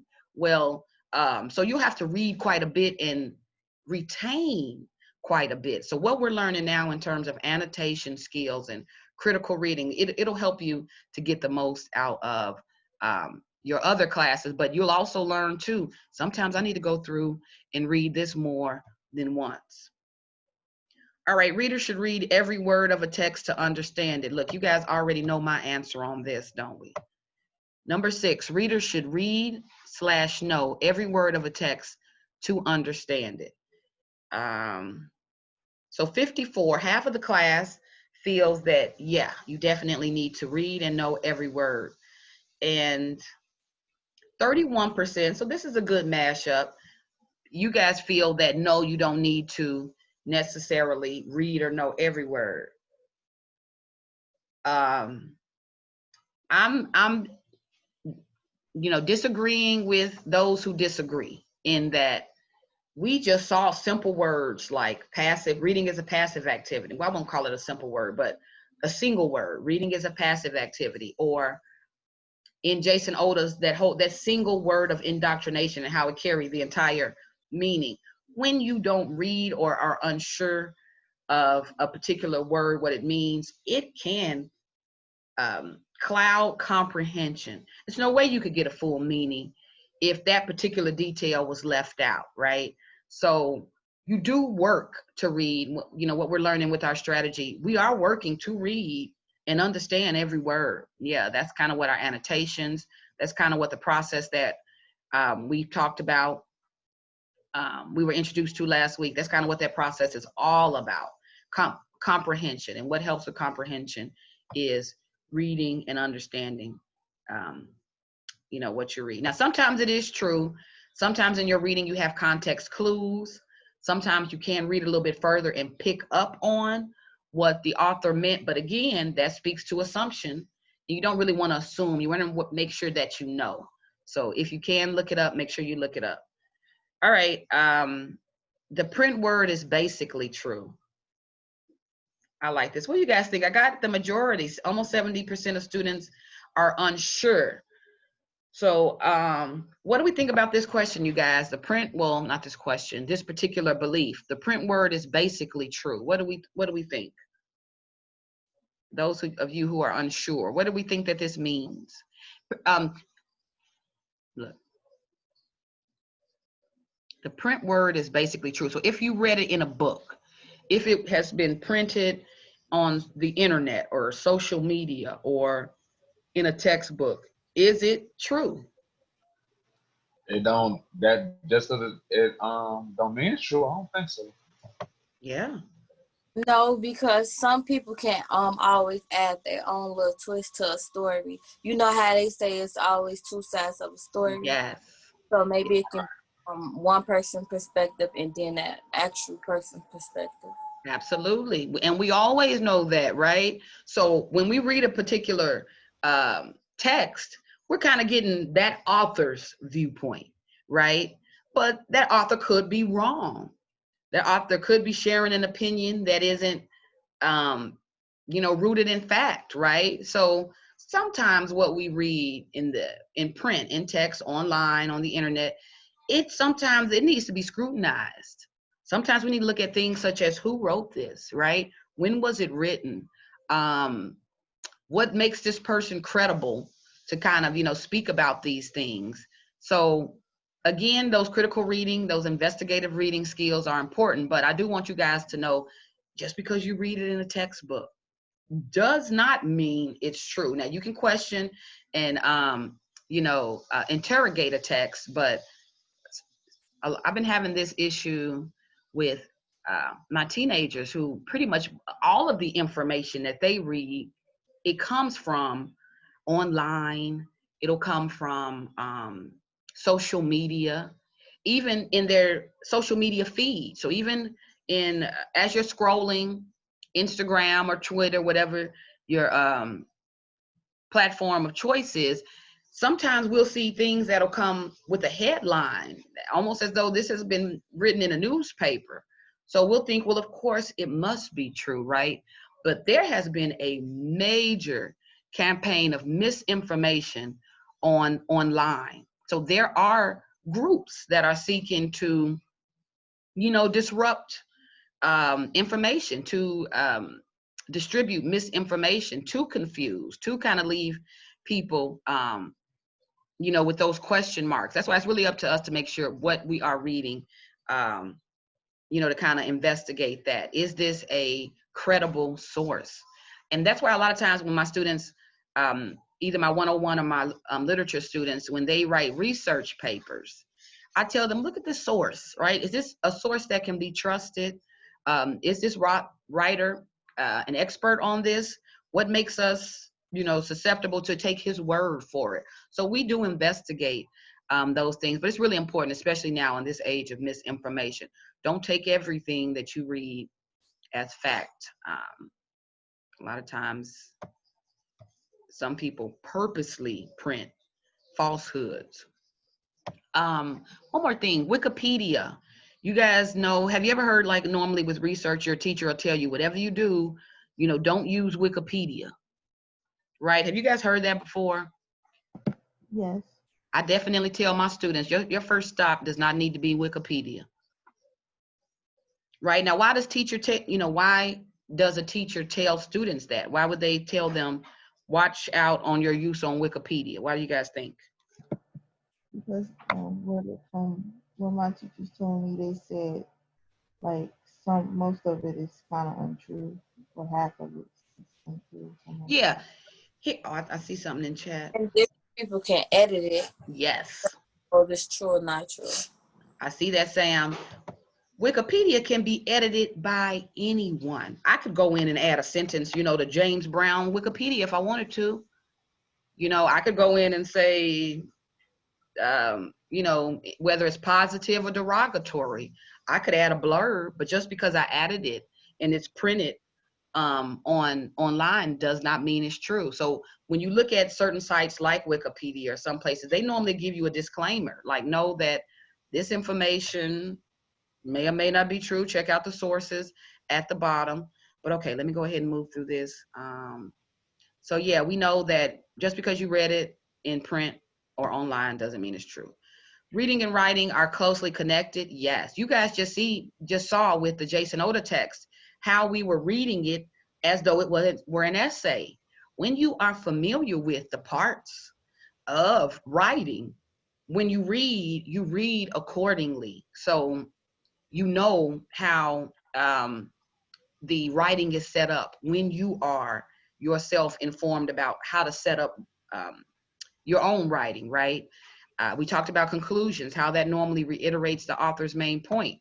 Well, as writers, you guys know that in producing your own writing. So you look for, a lot of times in what you read, you look for that when you write. So always tell my husband and son, sometimes they think, I'll hear the term from my son, you're a nerd or whatever, but it's not so much that I study this like that. It is that I've always been an avid reader as a little girl. So when I write, I would just mimic or attempt to copy, the way I visualize it in terms of my reading. So it wasn't that I thoroughly studied sentence structure. It's that when I read, there's certain patterns in how the sentences were stated, certain patterns in how things were written, and I adapted to that. So when I would write, I was kind of just mimicking what I was reading. So definitely it is true. Stronger readers are normally stronger writers. And if you want to improve in both, it kind of takes the two in tandem, working on both of them. All right, writing is a talent. Only some people, I like this belief. Writing is a talent. Only some people are able to be good writers. So yes, I agree. I have 38%. That's a pretty good chunk, about 5 students who responded on that. And then 7 of you disagree, okay? And 1 unsure, but I am defaulting to those of you who disagree. Writing is not a talent.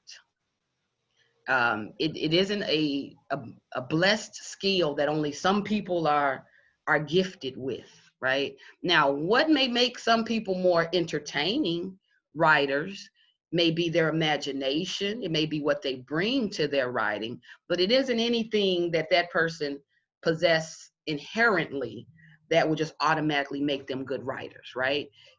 Writing is a skill, and it's a skill that you have to learn, you have to practice in order to really improve, but it isn't a talent. It isn't anything that if I was a good writer, then every time I write, I perform well. Oh, absolutely not, right? It's practice. It goes through the process. So it's a skill, and it's one that you work at and one that you practice. Reading frequently improves your grammar, vocabulary, thinking, and writing. Yeah, we all agree with that. Absolutely. 11, I often look forward to picking up a book and reading it. We're split on this. And I totally understand. When we think about this whole idea of picking up a book, it somewhat seems a little bit old school, right? In that with the advancements in technology, sometimes it doesn't always have to be that physical version of a book. But so whether you are reading digitally, like your Kindles or your audio, not your audio books, the ebooks, right? That's the way a lot of people are reading now. The audio books, right? We just talked about audio, how sometimes we can get the audio versions. As long as it is this effort to collect information. That's what I value more than just this idea of, oh, I just want to pick up a book and read it. It's more so gathering information. So if there's something, for instance, that I want to learn how to do. So over the summer, as an instructor, I wanted to learn how to engage my students in a remote learning setting. I struggle with doing it online because when we're face to face, I'm standing up and I'm walking up across, around the room, and I'm able to interact with my students. So I struggled with the remote learning in that I just wasn't that comfortable with utilizing it to get my students comfortable and engaged. So I picked up a book, right? I read a little bit more about this, how to engage online readers. So when I'm looking for specific information, when I'm trying to gather information, I definitely pick up books. I go to books. And what I want you guys to do, since we already talked about the misinformation that's going on around us, we have to take our learning in our own hands. So we're going to talk more about this as in our unit on education and motivation, but we have to be a tad bit proactive in information gathering. So whether it's a book that we pick up and read, or whether it's a online version, I would just really prefer us looking forward to gaining knowledge, to gathering information. How you get it is up to you, but there should always be some pursuit of, especially as college students and citizens of the world we live in, there should be some pursuit of knowledge, right? So when you guys said, for my group who said no, that you don't look forward to picking up a book and reading it, what is it about reading that has turned us off, right? Why is it boring? Let me throw that out there first. Is it that we consider the act itself boring? Like, why? What gets in the way of us enjoying a good book? Let me just ask that. Look, you guys know I like to get in your business every now. The length of it, if it's long or short. I see. If it take pages or just paragraphs. Right. So you want to, to kind of use Sam's word, you don't want to feel like it's work, right? It's, if you could read it for enjoyment, then fine. But sometimes the process of reading itself can be a little bit daunting or overwhelming. Is that, a part of it, you guys? Yes. Yeah. Do we also find information, books that we like or enjoy is another reason that you guys just aren't finding any text or books that you're interested in? Could that be another reason? Yes. Okay, so interest, this whole idea that it's a chore, that it may be this huge undertaking. I definitely understand that too. But I think once we get better at reading, right, reading purposefully, so it's not a chore or not a task if we are, as we're reading, we're comprehending and understanding. But if we have to work so hard to understand what the author is saying, I can see how that becomes an obstacle, right? It kind of gets in the way. So I'm hoping by the end of the semester, if I rerun this survey, I'm hoping to change some of my no's here to yeses. If not, look forward to picking up a book, at least feeling confident that if I pick up a book, I can read this book and totally understand it. I definitely, if I struggle at all, I know I have the tools and skills now to know what I need to do to work through those struggles. But I hope at the end of this, you guys are moving more towards, that it's a task that you can definitely handle. I often have to read something more than once to understand it. Some people say sometimes, some people say always. I like that. I like that we're split on that because it will vary. It depends again on the reader. Some texts are harder. If I'm not too much interested in the subject, I need to go through it 2 or 3 times sometimes. So it will just depend. Look, I'm sorry, say it again, Brandon. No, it doesn't have to be, you got to be interested. Yeah. Or else I'll struggle. I understand with that. All right, let me hurry up. Writing down ideas. Writing down ideas is a more difficult task than speaking about them. Ooh, you guys said 8, so the majority here disagree. So you're saying, so 62% is saying that, oh, I see. No. You're saying that writing down ideas is not that difficult. If you disagree, then you're saying that it's not a more difficult task than speaking about them. So I always hear students say, I know what I want to say, I just don't know how to say it. So I'll hear students say that I have the idea, so I can talk about it, but when it comes to me now having to translate, now to write it down, then I run into trouble or issues that way. So it's interesting that we're split on this, in that some of you feel that you can, you don't feel that it's a more difficult task to write it out. It's good. Okay, good. And my writing usually sounds good to me. Oh, we're split on this. So about 46% say yes. Unsure, I feel that. And about 31% of you guys say no. All right. So I see a couple of things I noticed when it comes to writing. So I'm just jotting down some notes, and a couple of things I noticed when it came to reading.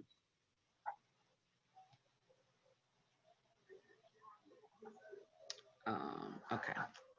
All right, but good. Thank you guys for participating in that. Again, if you weren't here Thursday, this was just an in-class assignment that we did. I just took today to review the results. So thank you for that. Before we get out of here with our last few minutes, in the spirit of our discussion of beliefs and assumptions, I'm going to take us through the PowerPoint that you guys see under Module 2, the 7 misbeliefs. I think that's it. The 7 misbeliefs, psychosocial beliefs of the community college student. I'll pull it up because I know I mangled that title. Hold on, I'll pull it up. So bear with me a second. I'll pull this up, you guys. If you need to stretch your legs, kind of move around. Look, run and grab that sandwich. That's fine. Let me pull up this presentation. I'm going to go through it relatively quick.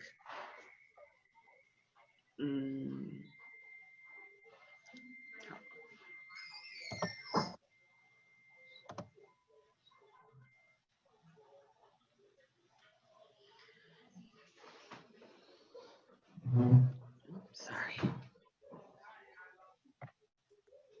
Oh, let me download it.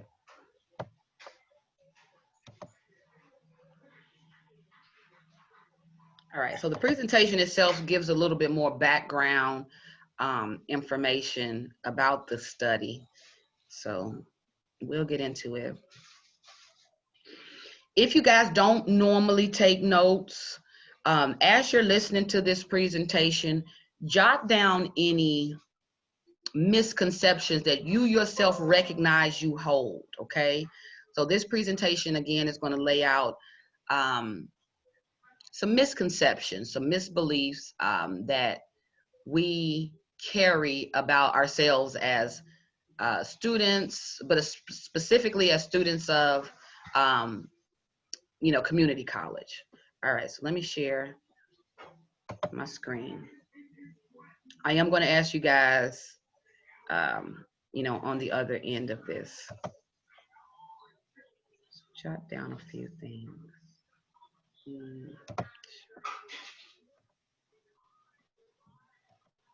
These are just a few slides. So I was at 17 slides. I'm going to work my way through this. Hold on, one more thing.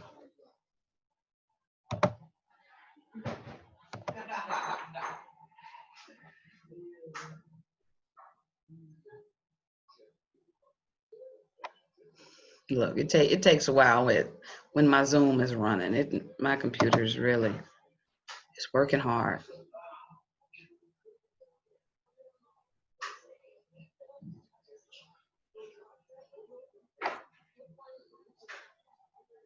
All right, so we've talked about Jason Oda's misconceptions or his beliefs and assumptions.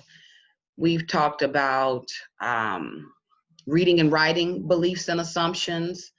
I want to take it a little bit further and talk about maybe assumptions or false beliefs that you yourself may hold as you are entering or engaging as a community college student. So let me make sure. Can you guys see my screen? Do you see the first slide of the presentation? Yes, ma'am. Okay, good. All right, so again, with this particular presentation, it is the research and study of Dr. Michael Miranda, and he analyzes student reactions to misconceptions about community college, what it takes to earn a college degree, and about themselves as students and the world around them. So this study as a whole, it analyzes students' reaction as a result of this misconception, right? Or, belief.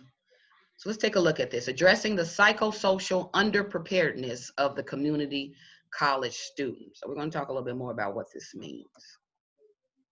All right, so quick breakdown on what these findings are based on.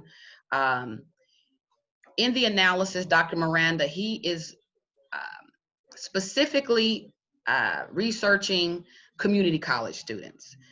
He is aware that there is a social stigma on community college, and he is really taking a look at how those misconceptions affects the students' approach to their learning or their classes. So just a couple of background information. First public community college in the United States was actually in Joliet Junior College, and it was established by University of Chicago in 1901 when 6 high school graduates desired to attend college in their local communities. So just with that background, you guys see that community colleges weren't designed or built as a less than model of the university. They were actually designed and built to offer options for those students who wanted to attend school in their local communities, okay? So that is the premise of community college. It kind of started with those University of Chicago students who wanted to be closer to home. All right, so today's student enrolls in community college for various reasons, whether it be academic, social, or economic. Some students are the first in their family to attend college, while others benefit from the structured support of the community college classroom. So there's varying reasons why people, would choose to go to a community college, whether it is, they pointed out, economic. Some people want, instead of the high cost of university, they want to do their gen ed, their general education courses at a community college, and then, take those credits and move on to 4 years. So people have students have various reasons why, they choose community college. Some people it is social. They would prefer to stay at home. And for a lot of students, they work. They are what I call non-traditional. So some are actually, again, first generation. They may not have the experience. So all types of reasons why students choose community college. But the goal of the community college is to give every student, no matter the reason, the opportunity to earn a college education and a chance to achieve upward social mobility. So we begin our breakdown of these 7 misbeliefs with this understanding of purpose of community colleges, reasons why people may attend them, and overall goal, okay? So when Dr. Miranda says psychosocial unpreparedness, what does he mean, right? Psychosocial relates to the connection between social factors and individual thought and behavior. So we saw a psychosocial interaction in Jason Oda when the student Malcolm misspelled the word of, and then the students as a whole, everybody thought he was dumb, right? So they were looking at the majority or the group and based their thought and behavior on that social impact, right? So that's what psychosocial are.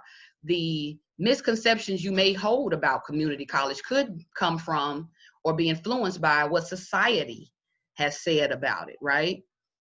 So when we think of psychosocial, we're thinking about the connection between society, social factors, and how it has shaped our thoughts and behavior. A quote from the study says, many students entering community college arrive with several misconceptions about college, what it takes to earn a college degree, and about themselves. And that's what I really wanted to address. These misconceptions that you may hold. This presentation will briefly discuss specific techniques which came from Dr. Miranda's 7 false beliefs, which can mean the difference between academic success and failure to a given student. So the presentation is going to really look at how we approach these 7 false beliefs, okay? So again, through analysis, through a study, Dr. Miranda researched community college students, and one false belief that he identified that as long as I do not exceed the maximum number of absences, I will do just fine and pass the course, okay? So he identified this, thought as a false belief. And I believe that this belief carries over from the high school experience, right? I know just in the limited time that I taught high school that generally in high school, it's designed for you not to fail. So in high school, they really do their best. Some, look, don't even get me started on some charter schools, but some of the schools, they really are whatever they can do to help, right? If you need to take off time, you can come back from having taken off a lot of time and still kind of get work done. Well, as you're transitioning into the college classroom, it's important for students to, it's important for you guys to know that that is not the way that the college classroom, even the community college classroom, is ran. So the way that we can replace that false belief is to consider a new truth, right? It said high school may have had a pretty flexible attendance policy without penalty. Students may approach the college classroom the same way by wondering how, that should say how many cuts are we allowed, right? So, I remember when I entered Tennessee State University, on the syllabus, the instructor would normally give a blurb. Any student who misses more than 3 classes would be dropped. So I always had an idea of about how many classes I could get away with missing before it would impact me, okay? So I'm just being honest, but it's important for you guys to know ahead of time what the either attendance policy may look like, what may happen, what may be the penalty if you miss, not so much attendance in this case with remote learning, but missing the opportunity to engage. So not completing those modules is really huge.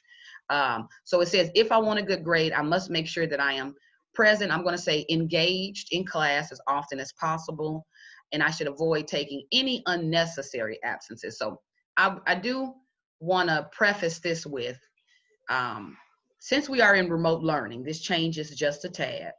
I am not some attendance police who just make sure you're here, you're not, I'm kind of jotting notes. Not so much. I mainly look to, is the student completing the modules? But also to complete the modules, you would have to kind of pick up certain learning in class. So I can tell which students have been in class based on how they perform. So good grade is always attached to just being engaged, okay? Being engaged and being present. All right, second false belief that Dr. Miranda found through his research. Many students believe getting a college degree is my ticket to success. The degree is all that matters. Grades really do not count for anything. I just need to finish, get out, and start making money, right? This is a common misconception about college. We believe that its primary function, its primary goal is to help us get a job, right? College is, multifaceted experience. Not only does it help us, join or enter that workforce, but it also helps us, to, learn more about our peers, so about diversity. We learn how to put ourselves on a schedule, how to set goals, complete tasks. So you learn a lot you know, in attending college. So the college degree doesn't only tell an employer that this person is ready to be hired, it also tells the employer that this is a person who can finish what they start. This is a person who's able to complete tasks.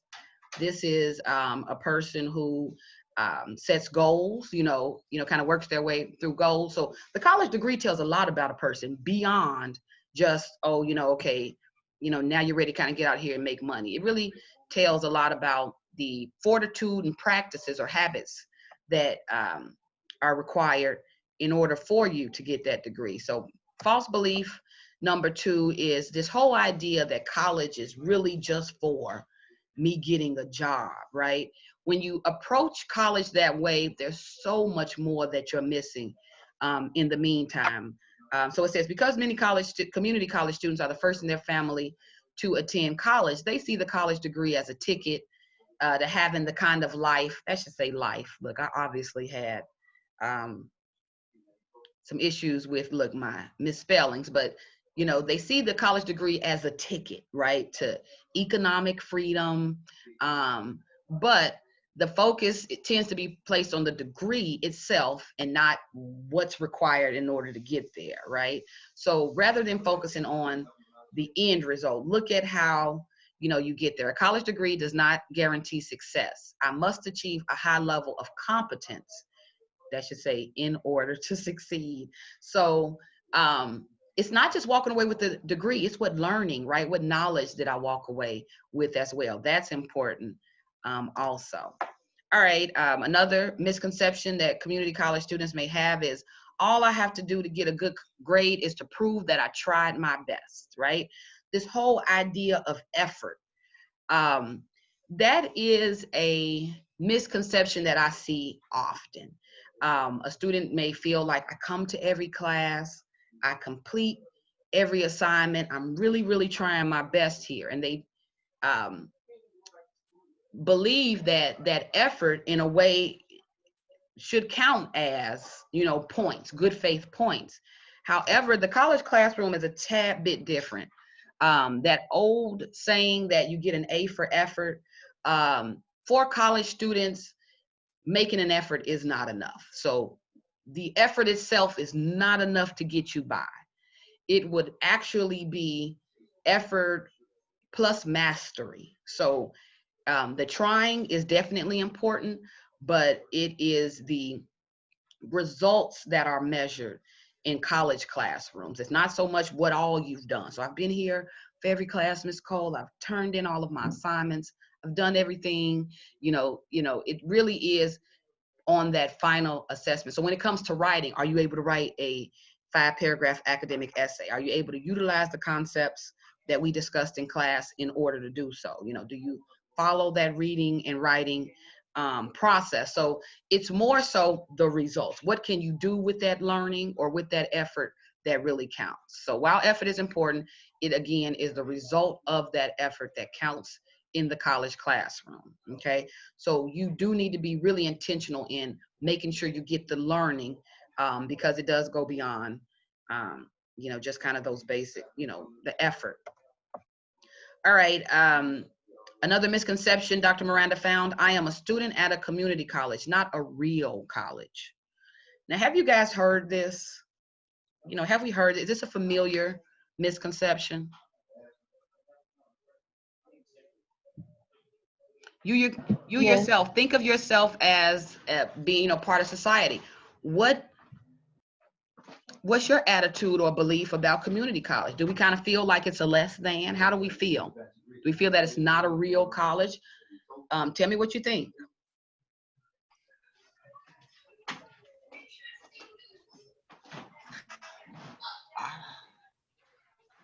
I look at it as a real I'm college. still, I'm sorry. Right, I look at but go ahead, Brandon. I'm sorry. I just look at it as a real college. I look at it as you get out of it as and what you put in. Mm-hmm. I like that. Okay, that's a good attitude. So I may be assuming that some of you guys hold this belief when you really don't. I'll say this. Do we know somebody who thinks like this? Yes. Yeah, you maybe had that auntie, you got the cousin, and you tell them, you know, I'm going to Malcolm X College in the fall, and they're kind of, you know, they may give you a smirk or make a comment, right? Have we encountered this? Uh-huh. Yeah. Yes. Yes. Yeah, Yes. so when we think of things like this psychosocial misconception, it really is society that has put that idea in our mind, but it really is not true at all. And I really don't know when and where it kind of became this, oh, because you choose to go to a community college, oh, it means you can't make it at a real college. Like I've heard all these things. I've had I had one student who was actually transferring, and she told me, yeah, well, after I leave and go to a real college, then I'm like, a real college, girl, I work hard every day.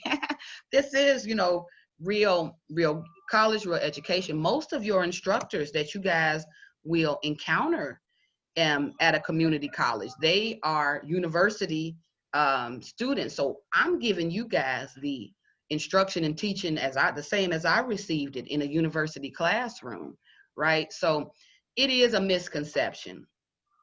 It tends to mainly be what I call old school, you know, thought or attitude. But community colleges, despite the good work they do, are at times viewed unfairly by society as well as by their students.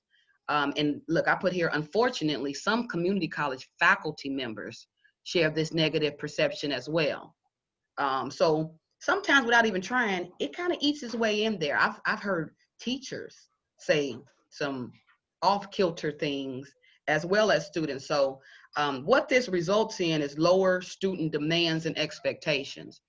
Oh, but I would like us to take this misconception and replace it with the truth that a community college is an excellent place to learn more about yourself and the profession that you will ultimately pursue. It's a great place to begin a college career. It is a great place to begin a college career. You know, what I call kind of similar to what you stated, Brandon, um, this independence of knowing how you work best, right? If you know that being in a large university classroom with 200 students in a class, if you know that you kind of need that one-on-one, you benefit from smaller classes, it makes sense that you would choose to go to a community college. You know, if you wanted to look at um, a school where you could still work and still, you know, take care of whether it's your children or siblings. Sometimes we're caregivers, right, to family members. A community college is a really good idea. So just depending on um, individual need, it just serves another purpose, you know, right? But it's still real college, real education that benefits that student on the other end. All right, what about the only reason that I went to college? The only reason that I want a college degree is that it'll help me get a job that pays well. You guys see how this showed up again? Because when I used to ask students to write an expectation letter in class, I would say, what do you expect to get out of the class, right? What do you expect this class to teach you? An overwhelming majority of my students would say, oh, well, I expect this job to help me get, I expect this class to help me get, so it's always in order to help them get, to that next level, whether it's in the program or, just get a job. But when we approach it like that, we're really kind of selling ourselves short. So some first, we talked about this already, they feel that looking at college education means gaining access to a better financial future without recognizing that there are lifelong benefits afforded to college graduates. So a college education will improve your life in many and some presently unanticipated ways. I cannot tell you guys how relationships I made in college, I use those for networking. So sometimes, if I need either a letter of work recommendation or I'm looking to get a job, I have people who, I kind of know that I met in college that can kind of help me, in other areas. Another thing when I think about, benefits to college, just all of the different people, that I meet, the things that I learned. I think of the mindset I've had going into undergrad, and then I think about how by meeting people who were different than myself, right? Different backgrounds, different religions, different race, I learned a lot about what before was a pretty small world for me. So it really opened up my world. So expect to get more out of college than just the degree or the job. You know, there's a lot more that it can offer. All right. How am I doing on time, guys? Look, because all I see is this. I don't see a clock. How am I doing on time? It's 11:45. 11:45. Thank you. All right. False belief number 6. It's great to multitask. I can sit in class and still stay in touch with my friends as I send and receive text messages. Now, you guys can tell that at the time that, Dr. Miranda did this research, we were in face-to-face classrooms.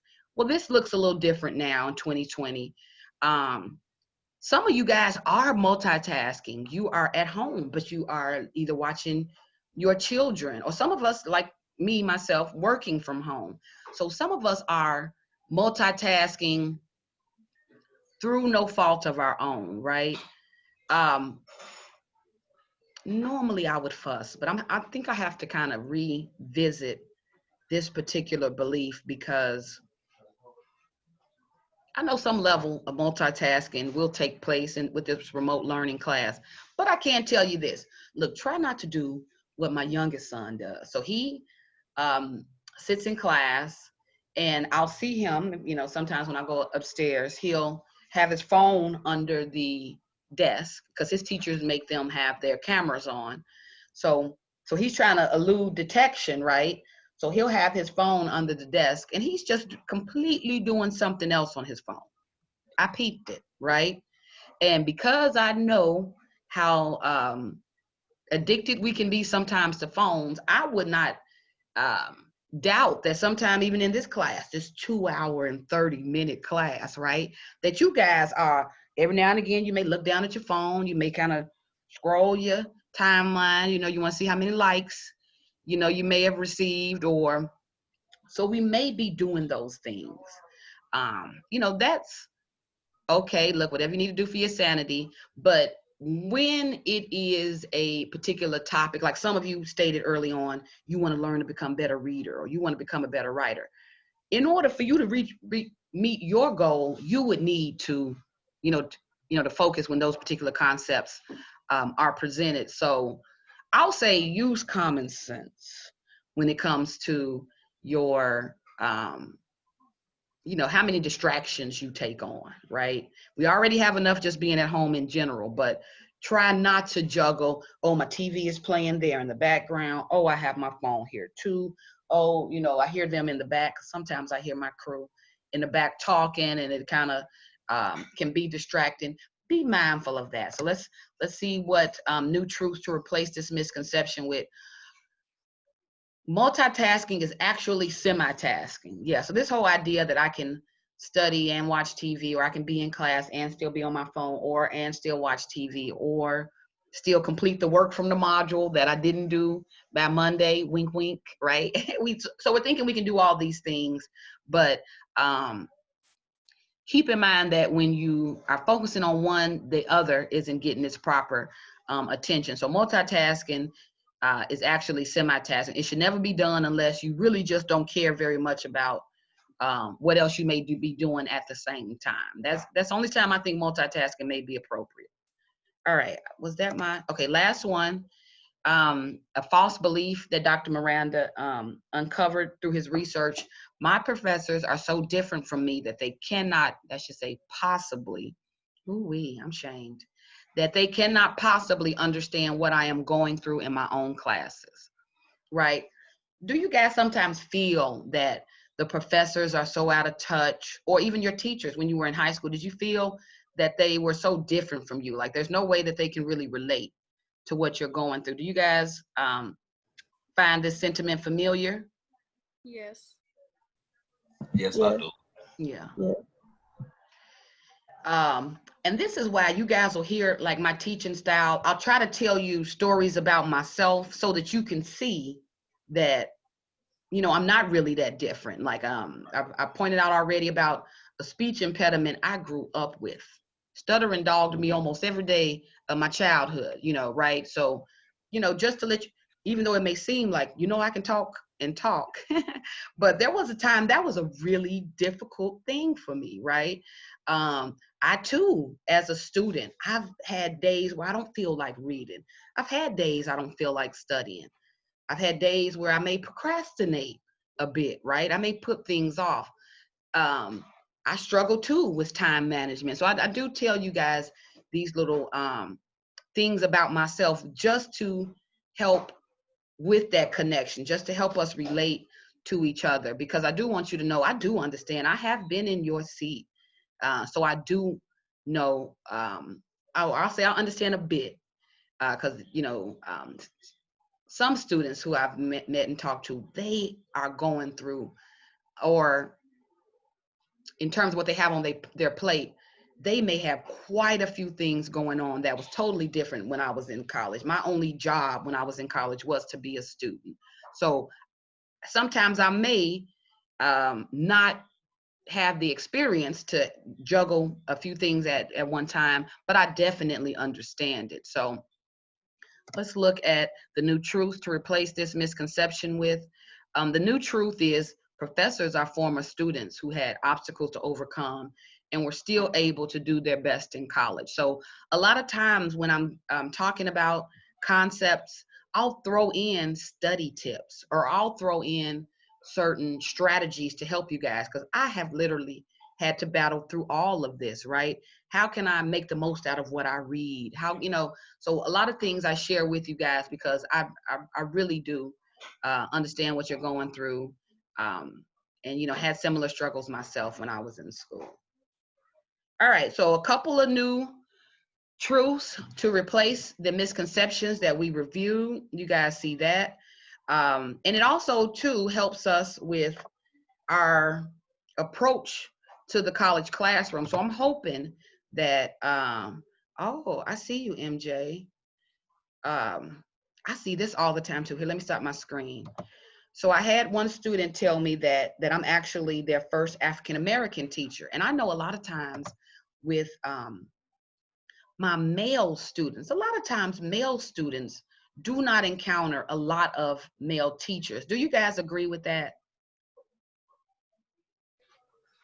I do. I haven't had no male teacher. Yeah. And see, and it's hard to relate to a person, and I'll say even a woman, because I do feel sometimes that girls and boys, they learn slightly different. You know what I mean?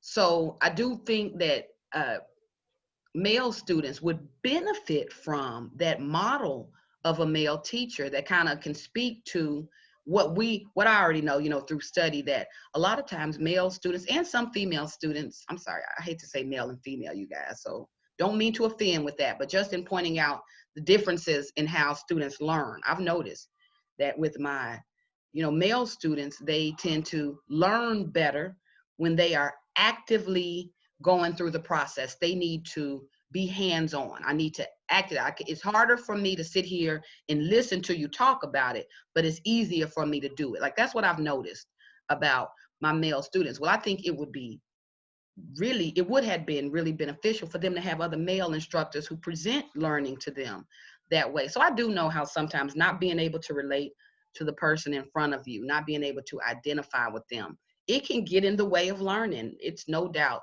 about that. But whether I'm a woman, African American, in some cases a little bit older than some of you, look, wink wink, still to know that there's that connection, that ability to relate. So I do my best. All right, we got about 5 minutes left, but before you guys get out of here, I want to give us just a little bit of time. We got about 5 minutes. Based on all of the psychosocial misconceptions that we covered, right? What is one, misconception that you identified, as you saw it come across the screen, you were like, yeah, that's me. That's absolutely me. If you guys could, just as an exit activity, on your way out, you know, drop me that one belief that you identify with. It doesn't have to be anything other to it, you know, added to it other than, you know, this was the belief, you know, that I most connected with. You don't even need to add that. I already know what you're adding. So drop me a quick blurb if anything spoke to you. So I'll give you guys a couple of minutes to do that. As you guys are working on that, think about the reading for tomorrow's class. So in the module, actually we're going to do an in-class reading. For homework, no. Definitely read in the module, Fix versus Growth Mindset. So I'll put it on Brightspace. But just read that and annotate. So take notes, whichever way you do it. And we're going to come back to class on Thursday to start there. We'll talk about that first. So fix versus growth.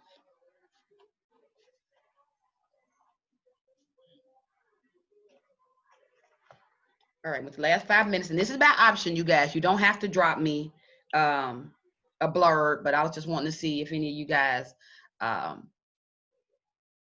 you know, as you were seeing the presentation, you identify, because I did tell you guys kind of jot down some notes. So share if you feel like it. The first one and the fifth one, Aisha, okay, look, you're gonna make me remember. That first one was about effort, right? So that effort one. And the fifth one, was it about the college degree is just to get a job? I think I'm remembering that right, Aisha. I definitely. The first one is, as long as I do not exceed the max numbers of absent and my bad in class. I know what you're saying. I'll be Yeah. just fine. So that's about the yeah, and okay. then the fifth one. Yeah, and then the fifth one is, the only reason that I want a college degree is that it helped me get a good job and pays well. Okay. Yeah, I really do believe that is a common belief, but that it should be, which is fine. Look, that's a righteous cause. It really is. But it's just making sure that we're looking for more, looking to get more out of college. Okay. All right. Sorry, I hit something on my screen that won't go away. All right, so if you guys have nothing more to add, wait a minute, I saw somebody else add me, I saw Rabia said 4. What was 4, Rabia? Look, I can pull it up. I believe it was the one, I'm not It's the one about the real college. Yeah. Oh, okay. All right, you guys, I'm not gonna keep you. Go ahead. I will see you all on Thursday. The only thing that I ask you guys to do is read and annotate that text in module 2, Fix versus Growth Mindset. And I'll reiterate it on Brightspace, okay? That was the one I disagreed on. Oh, that you disagreed with? Yeah. Okay. And then Brandon said, I think you can learn from a man or woman as long as you're interested in learning. Yeah. Look, definitely. Look, did Brandon leave yet? Yeah, definitely, Brandon. I absolutely agree with you on that. Yes. All right, you guys, have a good one. I will see you on Thursday. All right, see you. Bye. Bye, you guys. Bye. Look, thank you for your work. Look, all your hard work listening today. I appreciate it.